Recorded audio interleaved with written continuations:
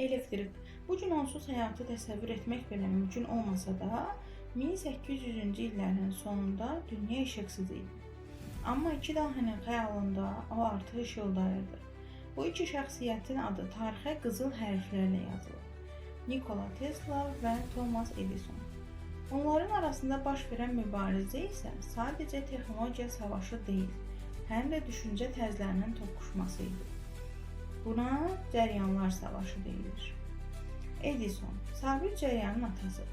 Thomas Edison artıq məşhur bir ixtiraçı idi. Elektrik lampasını təkmilləşdirmiş, ilk elektrik şəbəkəsini qurmuşdu. Onun sistemi sabit cəryanla işləyirdi. Sabit cəryan yalnız bir istiqamətdə axır. Bu sistem kiçik ərazilər üçün yaxşı işləyirdi. Amma problem var idi.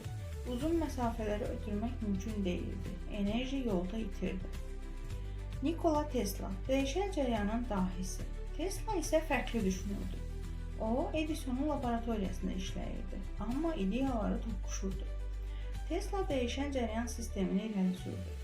Dəyişən cəryan istiqamətini dövrü olaraq dəyişir, bu da onu çox uzaq məsafələrə az enerji itkisi ilə ötürməyə imkan verir. Və əsas üstünlüyü, gərginliyi transformatorlarla istənilən səviyyəyə qaldırıb endirmək mümkündür. Beləliklə, savaş başlayır. Edison dəyişən cəryan sistemindən qorxurdu. O, dəyişən cəryanın insan üçün təhlükəli olduğunu sübut etməyə çalışdı. Hətta ictimai nümayişlərdə heyvanlara dəyişən cəryan verib onları öldürürdü. İnsanları qorxutmaq üçün. O, elektriklə işləyən edam kürsüsünü də dəyişən cəryan ilə qurdu. Yalnız Tesla'nı gözdən salmaq üçün.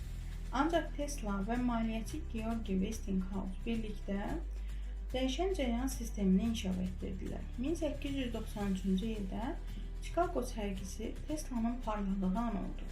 Bütün sərgi dəyişən cəryanla işıqlandırıldı. İnsanlar dəyişən cəryanın gücünü və təhlükəsizliyini gördü. Sonda dünya seçimini etdi. Dəyişən cəryan sistemi qalib gəldi. Bugünkü elektrik şəbəkələri, evlərimizdəki işıqlar, cihazlar hamısı Tesla'nın ideyasına əsaslanır. Amma Edison daha çox pul qazandı və daha çox tanındı. Tesla isə həyatının sonunu yoxsulluq içində keçirdi. Yenə də onun ideyaları bugünkü texnologiyanın təməlini təşkil edir. Bugün biz onların hər ikisinə borcluyuq. Videonu bəyəndinsə bəyən düyməsini bas, abunə ol və aşağıda fikirlərini bölüş.